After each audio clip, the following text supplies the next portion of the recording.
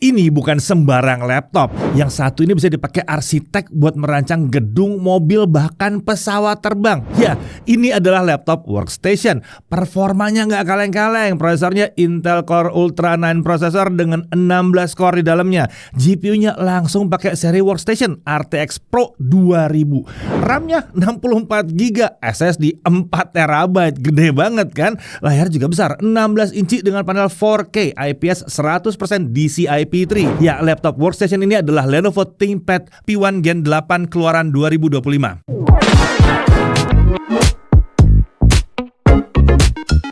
Oke, buat kamu mending perlu diingat ya, laptop workstation itu tidak murah. Apalagi namanya laptop itu adalah ThinkPad ya.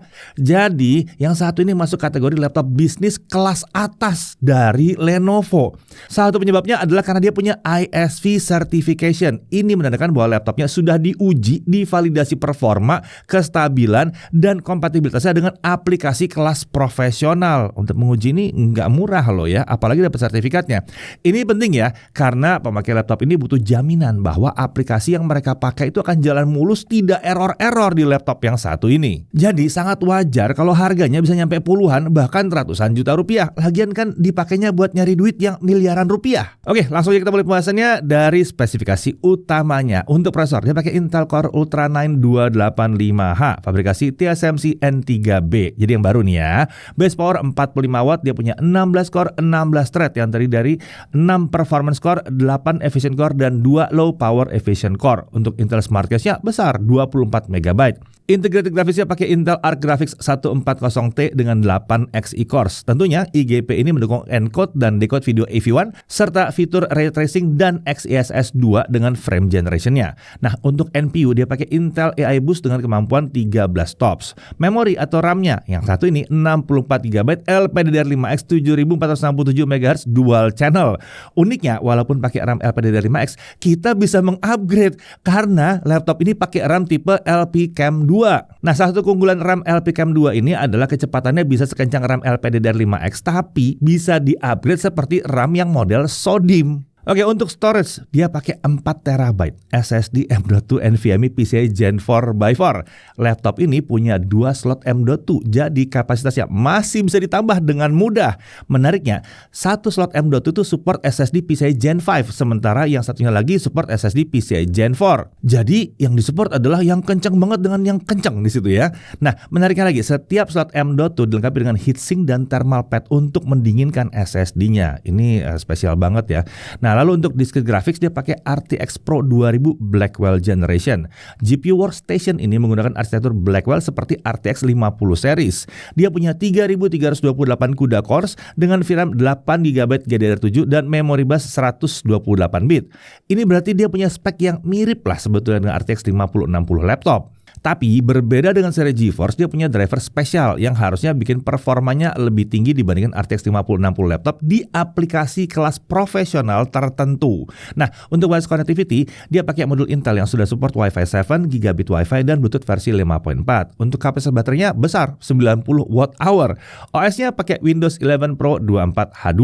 Berbeda dengan versi Home, Windows 11 Pro ini punya fitur keamanan yang lebih lengkap seperti BitLocker, Sandbox, Remote Desktop, Group Policy, dan masih banyak lagi. Lalu dia juga punya Smart App Control untuk mencegah instalasi aplikasi yang tidak dikenali. Kemudian ada juga Microsoft Edge Security untuk menjaga supaya kita tetap aman saat browsing ke website-website. Selain itu, seri Windows 11 juga dirancang dengan fitur yang memudahkan pengguna seperti posisi search bar yang berada di taskbar, lalu voice recognition yang bisa digunakan untuk mengendalikan Windows, dan ada juga live caption yang secara otomatis menampilkan semacam subtitle terjemahan pada video yang kita tonton. Tentunya, seri Windows 11 juga menawarkan penampilan yang bisa kita personalisasi mulai dari theme, background, warna, dan masih banyak lagi. Oke, lanjut untuk bodinya. Form factor-nya adalah clamshell atau laptop klasik. Materialnya aluminium untuk punggung layar dan untuk penutup bagian bawahnya. Tentunya yang satu ini punya sertifikasi ketahanan military standar 810H, jadi dijamin ketangguhannya saat dipakai bekerja. Untuk warna nih hitam doff, khas ThinkPad banget. Untuk desain ya kalau soal penampilan sih udahlah ya, ini ThinkPad banget gitu ya. Desainnya garang dan tampak profesional. Uniknya, logo ThinkPad di palm rest kanan ini dibuat dengan metode emboss yang cukup dalam sehingga memberikan kesan eksklusif. Tentunya ThinkPad ini juga mengadopsi elemen desain dari seri Yoga seperti notch di bagian atas layar. Nah, untuk dimensinya, panjang 35,4 cm, lebar 24,1 cm, dan ketebalan di sisi paling tipis 0,99 cm, sisi paling tebal di 1,58 cm. Wow, ini udah kayak Ultrabook ya. Tapi ingat kan, GPU dan CPU-nya ini versi yang kencang banget. Dan bobotnya, laptop ini cuma 1,97 kg. Ini tergolong enteng untuk sebuah laptop workstation yang layarnya 16 inci. Untuk charger, ringan, cuma 304 gram. Ini adalah charger 140 watt dengan konektor USB Type-C. Total bobot kalau dibawa-bawa jadi cuma 2,27 kg. Oke, untuk layar ini ukurannya 16 inci, resolusi 3840x2400 pixel dengan aspek rasio 16:10. Ini adalah panel IPS. Nah, menurut Lenovo, tingkat kecerahannya ada di 800 nits dengan kelari gambut 100% DCI-P3. Nggak salah dengar, DCI-P3 bukan sRGB ya. Kalau kita ukur hasilnya, tingkat kecerahan maksimumnya ada di 785 nits saat dalam ruangan. Jadi iya, ini tinggi banget ya, padahal nggak pakai mode HDR loh. Layar seterang ini harusnya membuat kita tetap bisa jelas melihat tampilan di layar walaupun ada di luar, di ruangan yang terang juga, nggak ada masalah harusnya. Lalu untuk gamut coveragenya ada di 98,5% DCI-P3 dengan gamut volume di 106,2% DCI-P3. Nah, layar ini sudah dikalibrasi warnanya di pabrik dengan standar X-Rite, jadi memang cocok untuk editing dan desain kelas profesional. Layarnya juga punya sertifikasi iSafe dan TUV Low Blue Light, jadi mata tetap nyaman walaupun kita kerja di depan layar ini selama berjam-jam. Permukaan layarnya juga punya lapisan anti-glare, jadi kita bisa lebih nyaman saat bekerja karena layarnya tidak memantulkan bayangan objek sekitar kita seperti lampu-lampu di ruangan gitu ya. Nggak mantul tuh ya, kalau tak ada mantul kecil-kecil banget lah. Nah, bingkai layar juga sudah menggunakan desain yang tipis dengan tingkat screen to body rasio mencapai 91,7%. Ya, tentunya aksesor layar bisa dibuka hingga lurus 180 derajat ya, jadi lebih aman dari kemungkinan kerusakan akibat kedorong nggak sengaja. Ini juga akan memudahkan kita kalau ingin menunjukkan isi layar ke rekan kerja atau klien kita yang ada di depan kita ya. Nah, untuk kamera dan mikrofonnya, laptop ini dilengkapi dengan kamera infrared dengan resolusi maksimum di 5 megapiksel. Kamera ini bisa merekam gambar hingga resolusi 5 megapiksel dengan aspek rasio 4:3 atau kalau 16:9-nya di 3,7 megapiksel. Sedangkan untuk kemampuan perekaman videonya adalah 1440p 30 fps dan kamera ini sebenarnya mendukung fitur Windows Studio FX.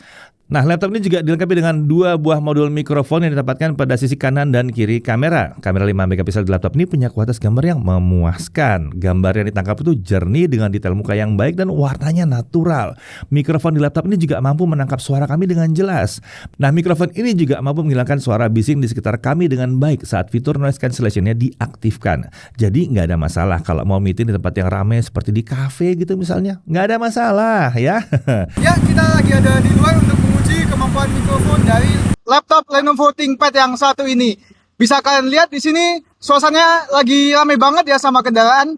Oh iya, di mikrofon laptop ini punya fitur noise cancelling ya teman-teman. Jadi seharusnya suara saya masih bisa ketangkap dengan cukup jelas. Nah, untuk audionya, laptop ini dilengkapi dengan 2 buah speaker dengan arah keluaran suara ke bawah ya. Untuk pengaturan profil dan equalizer suara disediakan melalui aplikasi Dolby Setting. Nah, meskipun laptopnya setipis Ultrabook, laptop ini ternyata punya keluaran suara yang menggelegar. Kualitas suaranya juga memuaskan dengan karakter yang cenderung sedikit bright ya. Menariknya, speaker ini ternyata juga bisa menghasilkan bass yang cukup dalam dan cukup bulat. Ya, nggak kelihatan ya, karena tidak ada tampilan kayak ada grill speaker atau apa, nggak kelihatan. Tapi yang penting suaranya aja yang dihasilkan udah mantep banget. Lanjut, untuk konektor, di kiri ada HDMI 2.1, ada 2 Thunderbolt 5 ya, lalu ada satu 3,5 mm audio combo jack. Di sebelah kanan ada satu SD Express card reader, lalu ada satu Thunderbolt 4, satu USB 3.2 Gen 2 Type A, dan satu Kensington Nano Security slot. Nah, seluruh konektor Thunderbolt yang tadi itu sudah mendukung power delivery 3.1 dan DisplayPort 2.1. Serta tentunya konektivitas ke perangkat-perangkat yang menggunakan Thunderbolt ya. Lanjut ke keyboardnya. Sebenarnya sih nggak ada yang istimewa untuk keyboard di laptop ini. Dia tidak istimewa karena bentuk dan tata letak tombolnya tetap mirip seperti laptop ThinkPad lainnya. Tapi di sini poinnya. Kalau dibandingkan dengan laptop ThinkPad lainnya memang nggak istimewa. Tapi keyboardnya laptop ThinkPad itu terkenal sangat istimewa karena kenyamanan pakainya yang sulit ditandingi keyboard laptop lainnya. Termasuk yang non ThinkPad dari Lenovo Lenovo ya. Ini beda kelasnya ya. Uniknya nggak seperti laptop 16 inci lainnya, keyboardnya ini tidak dilengkapi dengan tombol numpad. Ini sebenarnya menguntungkan ya, karena keyboard dan touchpadnya dapat diposisikan di tengah. Jadi area palm rest kiri jadi lebih luas gitu ya. Tentunya keyboard ini sudah spill resistant, jadi aman dari kerusakan walaupun ketumpahan cairan. Ya, keyboardnya juga sudah dilengkapi dengan lampu backlit warna putih dengan 2 tingkat kecerahan yang bisa kita atur dengan menekan tombol function plus spacebar. Lanjut ke touchpadnya. Berbeda dengan laptop lainnya, laptop ini dilengkapi dengan haptic touchpad yang ukurannya 13,5 x 8,5 cm. Nah, ini beda dengan touchpad konvensional yang menggunakan switch untuk mendeteksi klik kanan dan klik kiri. Haptic touchpad menggunakan sensor khusus. Jadi permukaan touchpadnya nggak perlu ditekan sampai dalam banget untuk melakukan klik kanan dan klik kiri kalau pakai haptic touchpad. Tentunya touchpad ini ditempatkan sejajar dengan tombol spacebar. Jadi kita bisa mendapatkan kenyamanan paling optimal saat mengetik. Ya, di sini kami hanya menyayangkan bahwa tombol fisik untuk klik kanan dan klik kiri serta klik tengah nih yang biasanya ada di laptop ThinkPad sudah tidak ada di sini ya. Walaupun demikian fungsinya tetap ada dengan menekan area pinggir sebelah atas touchpad. Nah, lalu untuk bulatan merah di tengah ini adalah track point khas ThinkPad. Tetap ada di sini. Jadi kita bisa menggerakkan kursor mouse tanpa pakai touchpad. Buat yang udah sering pakai ThinkPad, tahulah gunanya satu ini, dan bahkan banyak orang yang prefernya pakai ini karena katanya lebih cepat. Oke, lanjut lagi. Laptop ini dilengkapi dengan 2 pengamanan biometrik dengan pengenalan wajah dan pengenalan sidik jari. Untuk sensor sidik jarinya ditempatkan menyatu dengan tombol power. Selain itu ada penutup fisik untuk kamera sehingga kita tidak bisa diintip walaupun kameranya kena hack. Nah, untuk klik sistem pendingin laptop ini dilengkapi dengan 2 buah heat pipe dan 2 buah kipas. Uniknya, selain membuang udara panas ke sisi belakang, kedua kipas juga meniup udara ke area tempat CPU dan GPU untuk membantu pendinginan. Sementara untuk thermal interface atau thermal paste-nya ini pakai liquid metal. Wah, seperti laptop gaming nih ya. Ya wajar lah, ini kan namanya laptop workstation kelas berat ya. Jadi pendinginannya ya harus kelas berat juga. Nah, langsung masuk dalam aspek performanya. Untuk Lenovo seri bisnis, profil performa diubah di menu Power Mode bawaan Windows dengan pilihan Best Power Efficiency, Balance, dan Best Performance. Menu tersebut bisa diakses melalui icon baterai di pojok kanan bawah taskbar. Oke, langsung aja kita lihat pakai Cinebench R23. Di stabilitas selama setengah jam, skor tertinggi yang dicapai adalah 22.546 poin di mode balance, 22.990 poin di mode best performance. Sementara skor yang bisa dipertahankan adalah 18.000 sampai 20.000 poin di mode balance dan 19.000 sampai 21.000 poin di mode best performance.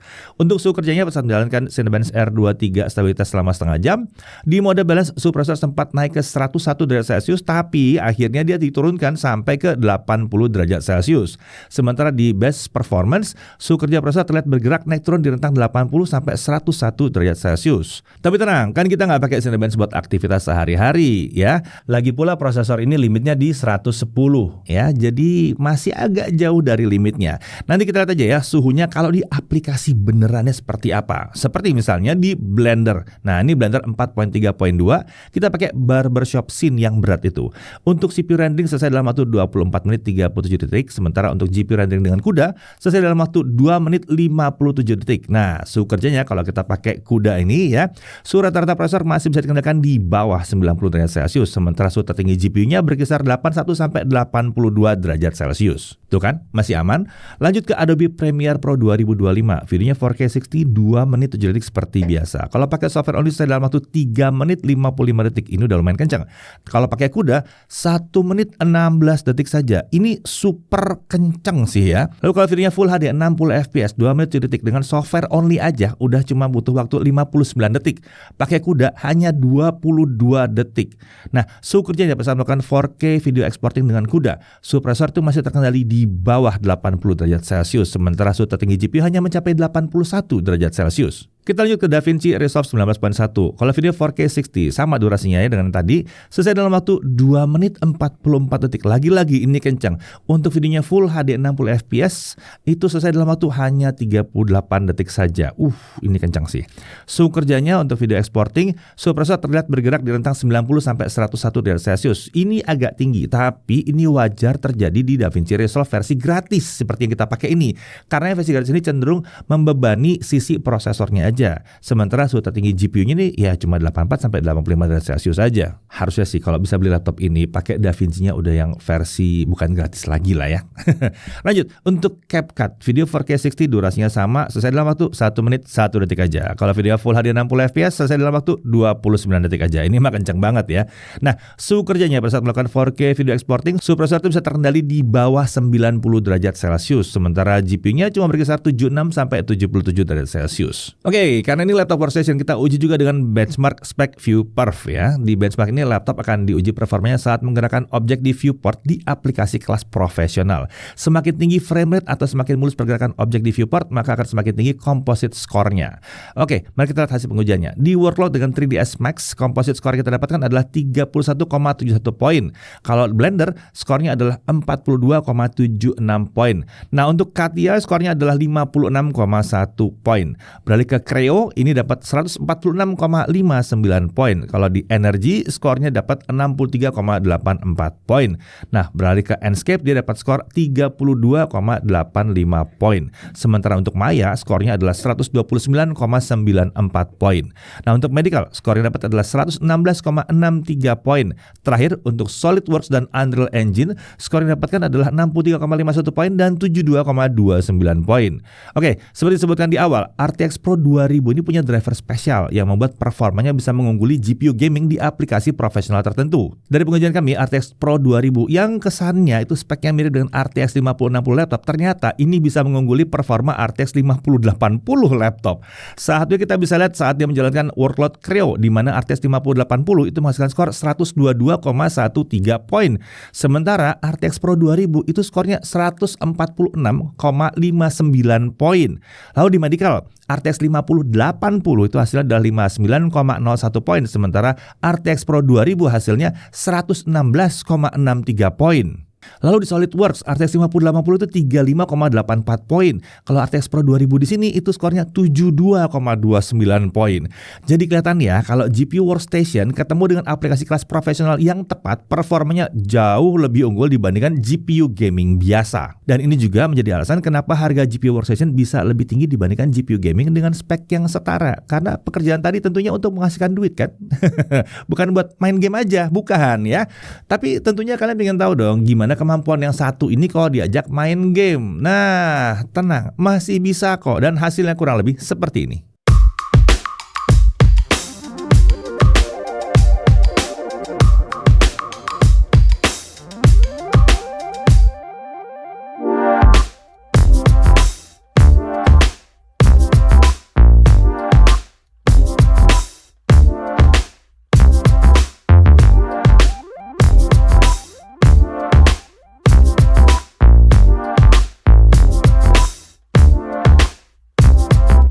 Oke, di game yang terakhir, suhu kerjanya bersama melainkan Assassin's Creed Mirage selama setengah jam, suhu kerja prosesor dan GPU tetap terkendali di bawah 80 derajat Celcius. Untuk suhu permukaan bodi, setengah jam main game yang tadi ya.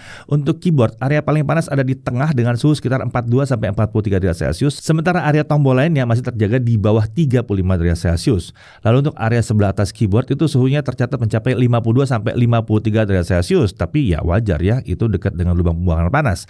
Sedangkan area palm rest terjaga aman suhunya di bawah 35 derajat Celcius. Oke, kita lanjut untuk tes SSD-nya. Dengan Crystal Dismark kita dapatkan bahwa kecepatan bacanya di 7107 MB per second dan tulisnya di 5829 MB per second. Kalau kecepatan segini sih tandanya dia pakai SSD PCIe Gen 4 yang kelas atas di sini. Kenapa? Karena nyampe 7000. Kenceng yang satu ini ya. Oke, sekarang kita lihat daya tahan baterainya. Kita pakai berarti 150 nits, volume suara 25% dengan mode balance dan layar di 4K. Untuk 1080p local video playback, baterai baru habis setelah bukan 8 jam, bukan 12 jam, hampir 16 jam, tepatnya 15 jam 53 menit.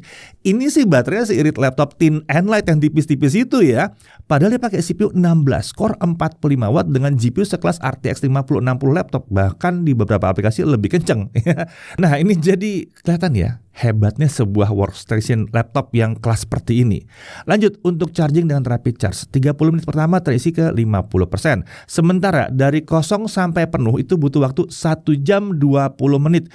Ini sih kencang banget ya ngisi baterainya. Udah kayak HP ini ngisi baterainya, kencang banget. Padahal inget kan, ini 90 watt hour dengan charger yang nggak berat-berat amat. Luar biasa sih. Lanjut untuk harganya. Nah, berdasarkan pantauan kami di sejumlah toko online, harga untuk spek yang kami uji, siap-siap, ada di kisaran 100 jutaan rupiah. Iya, wajar dong ya, ini workstation ya, dan kemampuannya juga udah ajaib nih. Nah, untuk pembeliannya itu bisa melalui Lenovo Official dan Lenovo Authorized Store baik secara offline maupun online. Untuk garansi, laptop ini dilindungi dengan Lenovo Premier Support selama 3 tahun. Menariknya, kita bisa memperpanjang garansi tersebut hingga 5 tahun dengan cara menambah biaya tentunya ya. Nah, dengan Premier Support, teknisi Lenovo itu siap memberikan layanan perbaikan dengan cepat selama 24 jam tiap harinya, 7 hari tiap minggunya, dan 365 hari tiap tahunnya. Jadi masalah kita tetap akan ditangani walaupun tengah malam atau lagi libur ya, masih bisa. Dan kita juga bisa minta teknisi Lenovo untuk mengambil laptop dari tempat kita untuk diperbaiki. Selain itu, kita juga mendapatkan akses prioritas ke suku cadang sehingga dapat meminimalkan downtime dan menjaga produktivitas tetap optimal. Menariknya lagi, pengguna juga bisa menambahkan garansi ADP atau Accidental Damage Protection pada laptop ini jika diperlukan. Tentunya garansi ADP ini harus dibeli secara terpisah ya kalau untuk laptop-laptop kelas seperti ini. Oke, kita masuk dalam hal yang perlu diperhatikan. Pertama, suhu prosesornya agak tinggi di mode best performance kalau aplikasinya cenderung hanya membebani sisi prosesornya aja. Tapi tenang, aplikasi modern itu rata-rata sudah bisa menggunakan prosesor dan GPU secara berimbang. Jadi suhu prosesornya nggak akan setinggi itu ya. Lagian setinggi-tingginya juga masih ada jeda dibandingkan dengan suhu maksimum si prosesornya. Nah, laptop ini juga mungkin kurang cocok ya buat kaum mendang-mending. Ya nggak mungkin dong, laptopnya udah workstation, namanya ThinkPad, harganya cuma 10 jutaan. Ya nggak mungkin memang ya. Apalagi laptop ini juga ada sertifikasi yang bikin harganya juga nggak bisa jadi rendah-rendah amat. Belum lagi ya, namanya juga ThinkPad ya. Jadi ya fitur-fiturnya premium juga di sini. Nah, kalau disuruh nyari hal yang perlu diperhatikan yang lainnya lagi, agak sulit. Kita langsung masuk ke dalam poin menariknya aja. Pertama, penampilannya ThinkPad banget ya. Bodinya tipis dan bobotnya enteng untuk sebuah laptop workstation yang performanya tinggi. Dia pakai prosesor 16 core Intel Core Ultra 9 processor. Ini enteng buat multitasking kelas berat, enteng buat ngejalanin aplikasi kelas profesional yang berat-berat, siap ngejalanin aplikasi yang butuh NPU juga. Dia udah pakai GPU RTX seri workstation, siap untuk aplikasi kelas profesional. Wah, kalau ngedit video 4K 60 doang enteng, nggak ada masalah ya. Buat rendering 3D nggak ada masalah. Siap ngejalin aplikasi yang pakai Tensor Core juga di sini. Kapasitas RAM dan SSD bawaannya aja udah masif di sini ya. Lalu dia udah pakai RAM baru nih, LPCAMM 2 ya. Dan dia bisa pasang 2 SSD pula di sini. Bisa pasang SSD PCIe Gen 5 pula kalau mau ya. Layarnya besar, terang, color gamutnya siap untuk desain sekaligus editing kelas profesional. Dan oh ya, ini layar IPS ya, bukan layar OLED. Jadi apa itu burn-in? Nggak ada. Lalu keyboardnya, ini ThinkPad banget. Udahlah, kalau udah pernah pakai ThinkPad, tahu artinya apa ya. Kemudian dia punya 3 konektor Thunderbolt, 2 diantaranya Thunderbolt 5. Wi-Fi-nya Wi-Fi 7. Dan dia ada 2 tipe pengamanan biometrik. Kualitas kamera dan speakernya memuaskan sekali. Garansinya kelas atas dan bisa ditambah ADP pula. Dan yang terakhir, paling penting, ini adalah ThinkPad. Itu kelebihan utamanya. Jadi, Lenovo ThinkPad P1 Gen 8 ini cocoknya untuk siapa? Ya maunya saya bilang cocoknya buat saya, tapi kita harus bicara soal semuanya ya. Yang satu ini seharusnya cocok untuk mereka yang butuh sebuah workstation yang bisa dengan mudah dibawa kemana-mana buat kerja atau meeting dengan klien. Presentasi depan klien jadi lebih nyaman juga karena bisa langsung dari aplikasinya aja ya. Ya nggak usah diekspor dulu, langsung aja kasih lihat di aplikasi 3D atau CAD-nya ya, bisa ya, enteng soalnya. Jadi kita juga bisa langsung edit tempat sesuai dengan permintaan klien. Buat kalangan arsitek atau desainer yang pakai aplikasi 3D atau CAD, ini pasti cocok banget jadinya ya. Lalu RTX Pro 2000-nya bikin pergerakan objek di viewport jadi mulus dan bikin waktu render jadi lebih kencang. RTX Pro 2000-nya juga bikin laptop ini bisa menjalankan dengan lancar aplikasi kelas profesional yang butuh GPU workstation secara khusus. Dipakai untuk video editing, ya cocok juga. Apalagi kalau cuma 4K 60 doang, gampang lah. Mau editing video AV1 atau color formatnya 422 juga nggak ada masalah. Dan tentunya dia akan cocok untuk kalangan software developer, data scientist, dan engineer. Pada akhirnya, kalau kerjaan kita memang butuhnya sebuah laptop workstation dan dana bukan masalah karena bisa dipakai buat nyari duit juga ya, Lenovo ThinkPad P1 Gen 8 ini bisa menjadi salah satu pilihan yang dapat dipertimbangkan. Saya Deddy Irfan, Jakarta TV.